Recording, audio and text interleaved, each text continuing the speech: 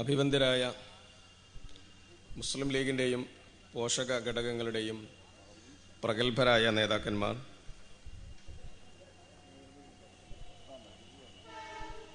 ആദരണീയനായ മുസ്ലിം ലീഗിൻ്റെ ദേശീയ ട്രഷറർ, നമ്മുടെ നിയമസഭാ പാർട്ടി ലീഡർ, കേരളത്തിൻ്റെ ബഹുമാന്യനായ വ്യവസായ IT വകുപ്പ് മന്ത്രി PK കുഞ്ഞാലിക്കുട്ടി സാഹിബിൻ്റെ മലയാളക്കരയിലെ ചരിത്രമായി മാറിയ ജാഥയെ വരവേൽക്കാൻ ഇവിടെ സന്നിഹിതരായിരിക്കുന്ന മുസ്ലിം ലീഗ് തറവാട്ടിലെ കാരണവന്മാർ, യൂത്ത് ലീഗിലെ എൻ്റെ സഹപ്രവർത്തകന്മാർ, ഈ ജാഥയെ വരവേൽക്കാൻ എത്തിയ സൗഹാർദ്ദ പ്രതിനിധികളായ നേതാക്കന്മാർ, ഈ വേദിയിലേക്ക് കടന്നു വരുന്ന ജാഥയുടെ പ്രഗത്ഭനായ ഉപനായകൻ ആദരണീയനായ KM ഷാജി MLA, യൂത്ത് ലീഗിൻ്റെ സംസ്ഥാന അധ്യക്ഷൻ PM Sadiq Ali, treasurer KM Gafoor തുടങ്ങി മുഴുക്കെ നേതാക്കന്മാർ, സഹപ്രവർത്തകന്മാരെ, സുദീർഘമായ സംസാരത്തിന് മുതിരുന്നില്ല. ഈ ജാഥ ഉയർത്തുന്ന മുദ്രാവാക്യത്തെക്കുറിച്ച് എൻ്റെ പ്രിയപ്പെട്ട സുഹൃത്ത് സാജിദ് നടുവണ്ണൂർ വിശദീകരിക്കുകയുണ്ടായി. STയുടെ അഖിലേന്ത്യാ ജനറൽ സെക്രട്ടറി പ്രിയപ്പെട്ട റഹ്മത്തുള്ള സാഹിബും ആ മുദ്രാവാക്യത്തിലേക്ക് ചെറിയ വാക്കുകളിലെങ്കിലും കടന്നു പോവുകയുണ്ടായി. ഇന്നലെ CPMൻ്റെ സംസ്ഥാന ജനറൽ സെക്രട്ടറി സഖാബ് കോടിയേരി ബാലകൃഷ്ണൻ പത്രക്കാരോട് പറഞ്ഞത്, മുസ്ലിം ലീഗിൻ്റെ ജാഥയിലുടനീളം CPMനെയാണ് വിമർശിക്കുന്നത്, BJPയെ കുറിച്ച് ഒരക്ഷരം ഉരിയാടുന്നില്ല എന്ന. ഞങ്ങൾക്ക് അവരോട് സ്നേഹത്തോടെ പറയാനുള്ളത്, ഈ ജാഥയുടെ മുദ്രാവാക്യത്തിൻ്റെ താല്പര്യമെന്ന് പറയുന്നത് 130 കോടി ജനതയെ ഒന്നായി കാണേണ്ട ഇന്ത്യയുടെ പ്രധാനമന്ത്രി 20 മാസക്കാലത്തെ അദ്ദേഹത്തിൻ്റെ ഭരണത്തിന് കീഴിൽ സംഘപരിവാറിൻ്റെയും RSSൻ്റെയും അജണ്ടകൾ ഒരു മറയുമില്ലാതെ ആളുകൾക്കിടയിൽ വിതരണം ചെയ്യുന്നതിൻ്റെ ഫലമായി രാജ്യത്തുണ്ടാകുന്ന ഭരണകൂട ഭീകരതയ്ക്കെതിരെ സംസാരിക്കുക എന്നതാണ് ഈ ജാഥയുടെ പ്രഥമമായ ലക്ഷ്യം. അങ്ങനെ സംഘപരിവാറിൻ്റെ വർഗീയതക്കെതിരെ, മഹിതമായ പാരമ്പര്യമുള്ള ഒരു നാട്ടിലെ ഭരണകൂടത്തിന്റെ ഭീകരതക്കെതിരെ, അതിന്റെ അവസാനത്തെ ഇരയായി ഹൈദരാബാദ് സെൻട്രൽ യൂണിവേഴ്സിറ്റിയിൽ ആത്മഹത്യ ചെയ്ത രോഹിത് വെമുലയെക്കുറിച്ചും സാജിദ് സൂചിപ്പിക്കുകയുണ്ടായി. നരേന്ദ്രമോദിയുടെ ഇന്ത്യയിൽ മുസ്ലിങ്ങൾക്ക് മാത്രമല്ല എല്ലാ വിഭാഗം പിന്നോക്കക്കാർക്കും, എന്തിനേറെ രാജ്യത്തിന്റെ ഭരണഘടനാ ശില്പി ഡോക്ടർ ഭീംറാവ് അംബേദ്കറിന്റെ സമുദായത്തിൽ പിറന്നു വീഴുന്നത് അപമാനമായി കരുതേണ്ട അവസ്ഥയിലാണ് ഈ രാജ്യം പോയിക്കൊണ്ടിരിക്കുന്നത് എന്ന് ഈ ജാഥയെ സ്വീകരിക്കാൻ വരുന്ന ആളുകളോട് സംസാരിക്കാനാണ് ഈ ജാഥ ലക്ഷ്യം വെക്കുന്നത്. രണ്ടാമതായി, അങ്ങനെ ഒരു ഭാഗത്ത് വർഗീയതയും ഫാസിസവും അരങ്ങ് തകർക്കുമ്പോ അരക്ഷിതാവസ്ഥയിലായി പോകുന്ന, അസ്വസ്ഥതയിലായി പോകുന്ന, അലോസരപ്പെട്ടു പോകുന്ന ന്യൂനപക്ഷ സമൂഹം, അവരിൽ വൈകാരികമായി മുറിവേറ്റ് കിടക്കുന്ന ചെറുപ്പക്കാർ, അവരെ ഈ തക്കം പാർത്തു നിന്ന് തീവ്രവാദത്തിന്റെ ഹാലയിലേക്ക് കൊണ്ടുകെട്ടാൻ ആപൽക്കരമായ നീക്കം നടത്തുന്ന ദുശക്തികൾ ഉണ്ടാക്കാൻ സാധ്യതയുണ്ട് എന്ന് തിരിച്ചറിഞ്ഞ് അത്തരത്തിലുള്ള തീവ്രവാദ കൂട്ടങ്ങളെ എതിർക്കുക എന്നത് ഈ ജാഥയുടെ മറ്റൊരു ലക്ഷ്യമാണ്. ഇനിയും ഈ ജാഥയ്ക്ക് ലക്ഷ്യങ്ങളുണ്ട്. പ്രിയപ്പെട്ട കോടിയേരി, ഈ ജാഥ രാഷ്ട്രീയമായ ജാഥയാണ്. ഇതൊരു സാംസ്കാരിക ജാഥയല്ല. കൃത്യമായി ഭരണത്തിലിരിക്കുന്ന പ്രബലമായ ഒരു കക്ഷിയുടെ പ്രമുഖനായ നേതാവ് നയിക്കുന്ന ഒരു ജാഥ മാത്രമല്ല, നാളെ തെരഞ്ഞെടുപ്പ് കമ്മീഷന്റെ ഉദ്യോഗസ്ഥന്മാർ മലയാളക്കരയിലേക്ക് വരാനിരിക്കുന്ന തെരഞ്ഞെടുപ്പിന്റെ ഒരുക്കങ്ങളെ കുറിച്ച് ചർച്ച ചെയ്യാൻ തെരഞ്ഞെടുപ്പ് കമ്മീഷന്റെ ഉദ്യോഗസ്ഥന്മാർ ഇങ്ങോട്ട് വരുമ്പോ ആ തെരഞ്ഞെടുപ്പ് ഈ ജാഥയിൽ വിഷയീഭവിക്കുക സ്വാഭാവികമാണ്. അങ്ങനെ ഒരു തെരഞ്ഞെടുപ്പിലേക്കുള്ള മുന്നൊരുക്കം എന്ന അർത്ഥത്തിൽ നടക്കുന്ന ഒരു ജാഥയിൽ ഞങ്ങൾക്ക് CPMനെ പറ്റി പറയേണ്ടി വരും, പറയാതിരിക്കാൻ സാധ്യമല്ല എന്ന് കോടിയേരിയോട് വിനയത്തോടെ സൂചിപ്പിക്കാൻ ആഗ്രഹിക്കുക.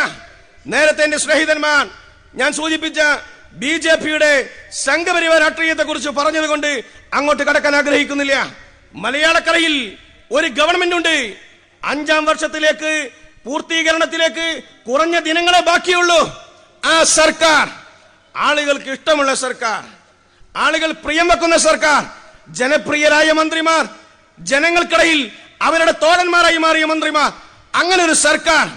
ഞങ്ങള് കോടിയേരിയോട് CPM പാർട്ടിയോട് സ്നേഹത്തോടെ ചോദിക്കട്ടെ, നിങ്ങളുടെ നേതാവിന്റെ ഒരു ജാഥ നടക്കുന്നു, നവകേരള യാത്രയാ, പുതിയ കേരളത്തിന്റെ പിറവിക്ക് വേണ്ടിയുള്ള രാഷ്ട്രീയം പറയാൻ ഒരു ജാഥ നടക്കുമ്പോ ആ ജാഥ വേണമെങ്കിൽ സഖാവ് കോടിയേരിക്ക് നയിക്കാമായിരുന്നു.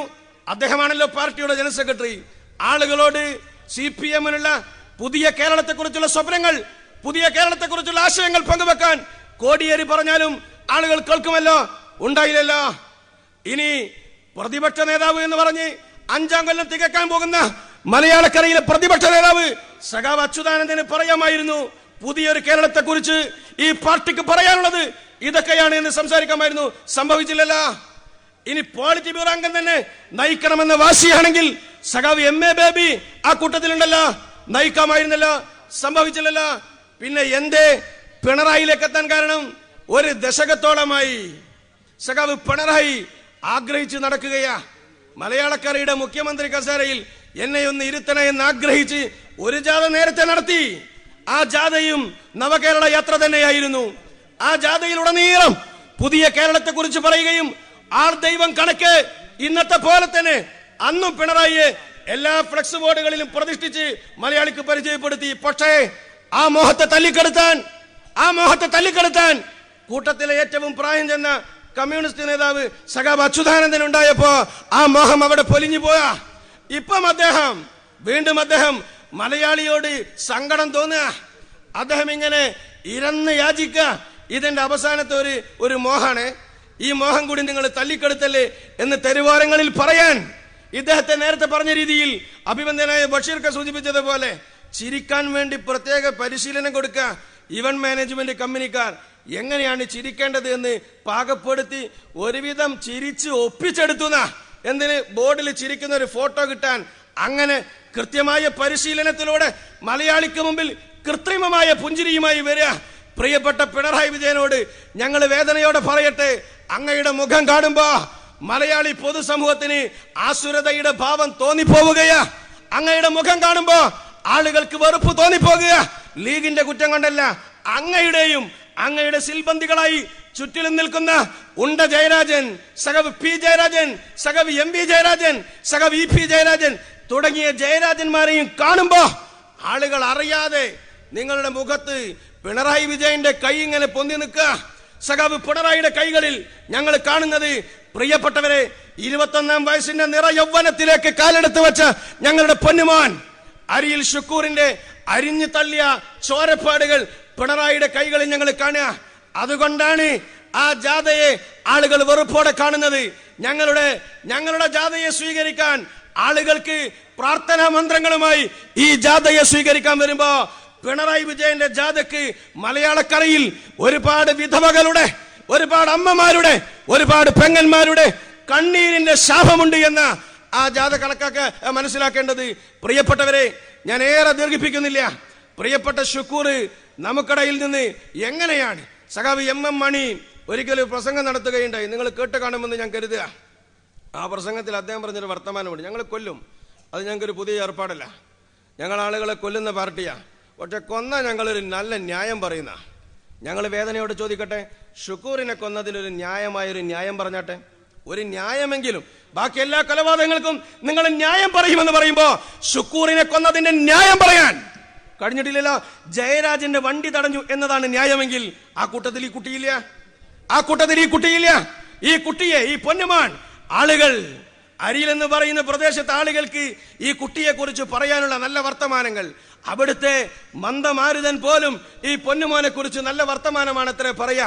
നടന്നു പോകുന്ന വഴികളിൽ തനിക്ക് പുറകെ വരാനിരിക്കുന്ന ആളുകൾക്ക് തണലേകാൻ മരങ്ങൾ വെച്ച് പിടിപ്പിക്കുന്നത് ഈ കുട്ടിയുടെ ഒരു നിത്യ പരിപാടിയാണത്രേ.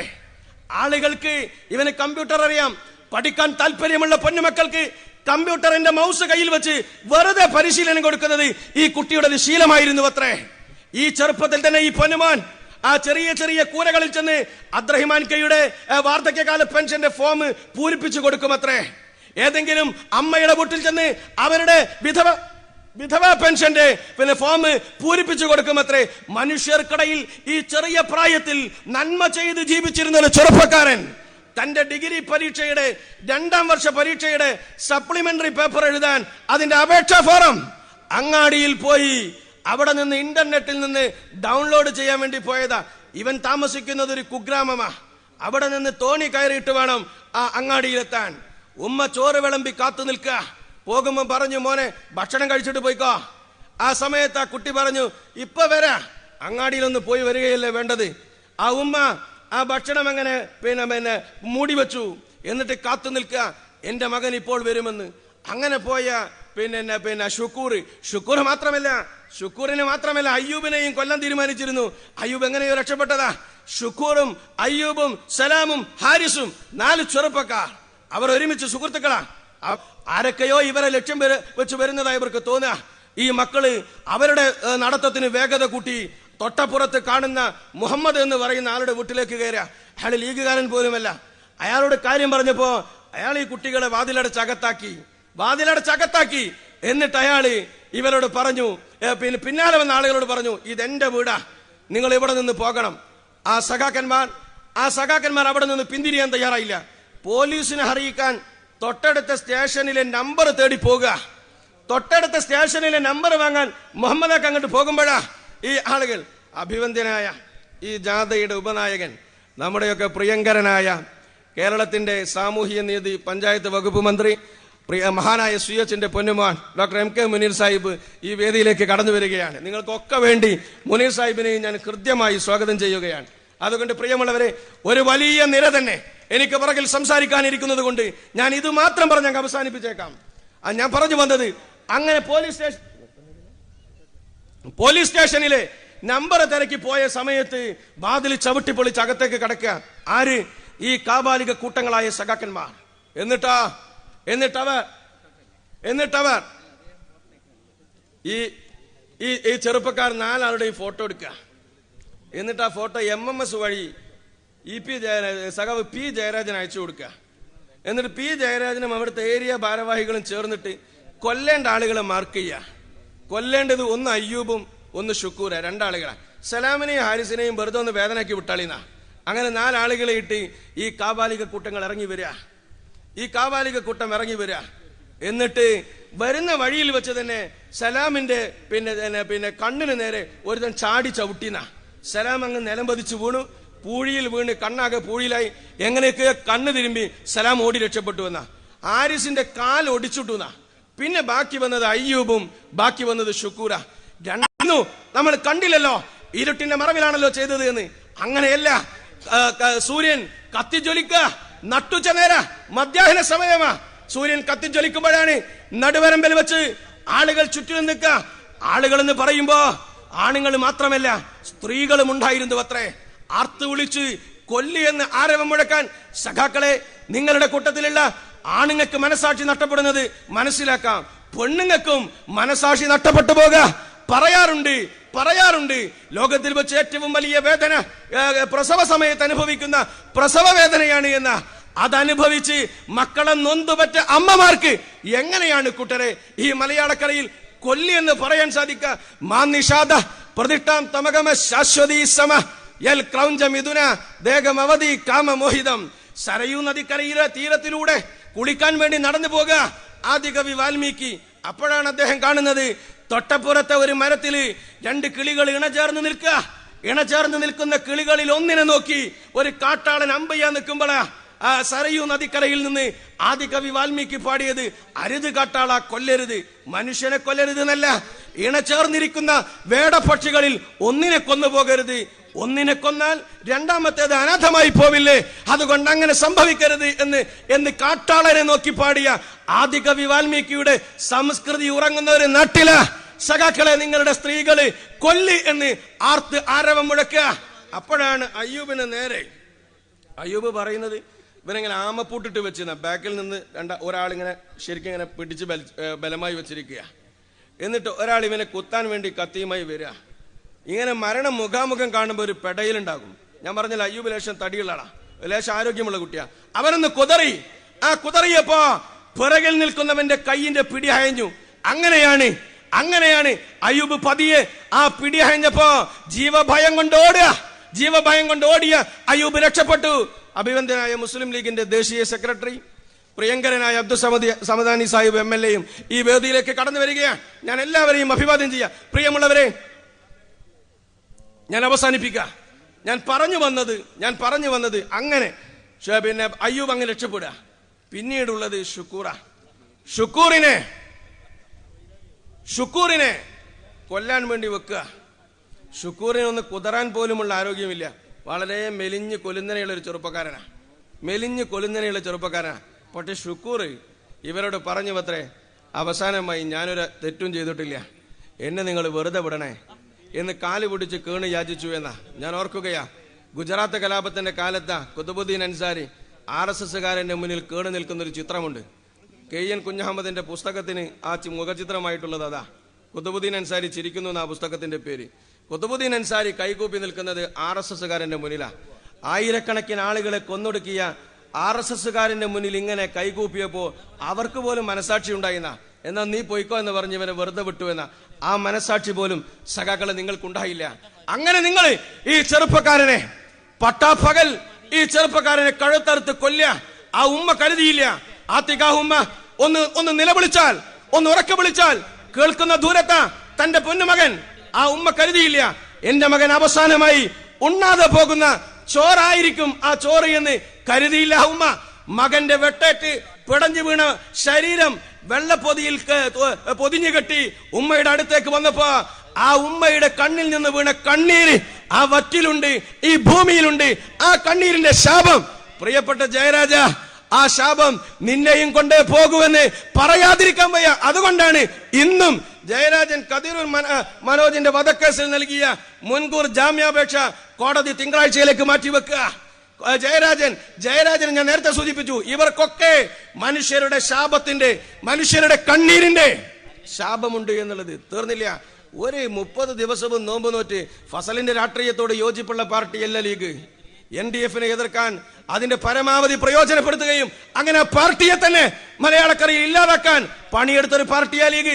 അവിടെയാണ് ഫസൽ എന്ന് പറയുന്ന ചെറുപ്പക്കാരൻ 30 ദിവസവും നോമ്പ് നോറ്റ് പിറ്റേ ദിവസത്തെ പുലർച്ചയിൽ പെരുന്നാൾ ആഘോഷിക്കാൻ ആഗ്രഹിച്ച ചെറുപ്പക്കാരൻ സമ്മതിച്ചില്ല. സഖാക്കന്മാർ, ആ സൂര്യോദയം കാണാൻ ഫസലിനെ അനുവദിക്കാതെ ആ ചെറിയ പെരുന്നാളിന്റെ പുലരിയിൽ ഫസലിനെയും കഴുത്തറുത്ത് കൊന്നു. ഫസലിന്റെ വിധവ മറിയു, അവളുടെയും കണ്ണീര് വീണ ഭൂമിയാണ് ഈ ഭൂമി. ആ കണ്ണീരിന്റെ ശാപവും സഖാവ് പിണറായി വിജയ, സഖാവ് ജയരാജന്മാരെ നിങ്ങളെയും കൊണ്ടേ പോകൂ എന്ന് പറയാതിരിക്കാൻ വയ്യ. എന്തിനാണ് നിങ്ങൾ നവാസിനെ കൊന്നത് എന്ന് ചോദിച്ചാൽ പറയാനൊരു മറുപടി പോലുമില്ല. നവാസ് ആ ചെറുപ്പക്കാരനെ കൊന്നുപോയത് ആളുമാറി കൊട്ടേഷൻ സംഘം തന്ന ഫോട്ടോയിലെ ആൾക്ക് സാമ്യമുള്ള ഒരാള് അങ്ങ് വെറുതെ കൊല്ലുക. അദ്ദേഹത്തിന്റെ അമ്മോശാങ്ക പറഞ്ഞൊരു വർത്തമാനമുണ്ട്. ഈ ചർച്ചയിൽ അദ്ദേഹം ഉണ്ടായിരുന്നു. ഇക്ബാല് തന്റെ മരുമകൻ 5 ഷവർമയുമായിട്ടാണ് ആ വൈകുന്നേരം വന്നത്. ഒരു ഷവർമ അവൻ തിന്നു, ഒന്നവന്റെ ഭാര്യ തിന്നു, ഒന്ന് ഞാൻ തിന്നു, 2 എണ്ണം അവന്റെ പൊന്നുമക്കളും തിന്നു. എന്നിട്ട് TV-യിൽ കളി കാണുക. ഇന്ത്യയും പാകിസ്ഥാനും തമ്മിലുള്ള കളിയാ. ആ കളിയിൽ ഇന്ത്യ തോൽക്കുക. ഇന്ത്യ പാകിസ്ഥാനോട് തോൽക്കുന്നത് രാജ്യസ്നേഹിയായ ചെറുപ്പക്കാരന് കണ്ടു നിൽക്കാൻ കഴിഞ്ഞില്ല. TV പൂട്ടിയിട്ട് അങ്ങാടിയിലേക്ക് സുഹൃത്തുക്കളുടെ അടുത്തേക്ക് പോകുക.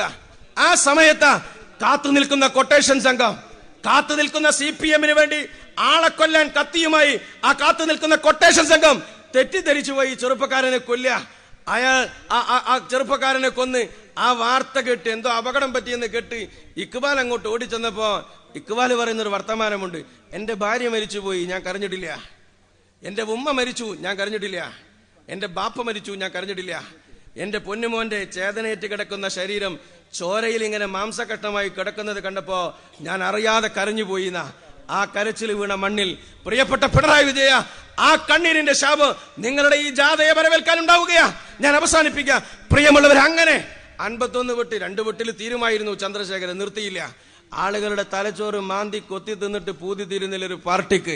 ഇനിയും അടുത്ത തലച്ചോറിന് വേണ്ടി നിങ്ങൾ പരക്കം പായ. ആളുകളുടെ കരള് പിഴിഞ്ഞു കുടിച്ചിട്ട് പൂതി തീരുന്നില്ല. ആർക്ക്? സഖാക്കളെ, നിങ്ങൾക്ക് അടുത്ത ജീവന് വേണ്ടി നിങ്ങൾ കത്തി മൂർച്ച കൂട്ടുകയാ. മനുഷ്യന്റെ ചോര കണ്ടിട്ട് കലിപ്പ് തീരുന്നില്ല നിങ്ങൾക്ക്. അടുത്ത ചോരക്ക് വേണ്ടി കത്തി മൂർച്ച കൂട്ടിക്കൊണ്ടിരിക്കുകയാ. ഇങ്ങനെ ആളുകളെ കൊന്നെടുക്കുന്ന രാഷ്ട്രീയത്തെ ജനം വെറുക്കുക. അതുകൊണ്ടാണ് ഞാൻ നേരത്തെ സൂചിപ്പിച്ചത്, നിങ്ങളുടെ മുഖത്ത് ആസുരതയുടെ ഭാവം ആളുകൾ സംശയിച്ചു പോയാൽ ആരെയാണ് കുറ്റം പറയാൻ കഴിയുക? അതുകൊണ്ട് പ്രിയപ്പെട്ടവരെ, ഏറെ നേതാക്കന്മാർ പ്രസംഗിക്കാനുള്ളത് കൊണ്ടും ജാഥ അല്പസമയത്തിനകം ഇവിടെ എത്തും എന്നുള്ളത് കൊണ്ടും ഞാൻ അവസാനിപ്പിക്കുന്നു. ഈ ജാഥ ഇതൊരു സുഹൃതമാണ്. ആളുകൾക്കിടയിൽ സ്നേഹവും സഹിഷ്ണുതയും സാഹോദര്യവും സൗഭ്രാതൃത്വവും നന്മയുമൊക്കെ വിതറി കടന്നു പോകുന്ന ഈ ജാഥയെ അഭിവാദ്യം ചെയ്യാനെത്തിയ നിങ്ങൾക്കൊക്കെ എന്റെ സ്നേഹം അറിയിച്ചുകൊണ്ട് അവസാനിപ്പിക്കുന്നു. ജയ് മുസ്ലിം ലീഗ്.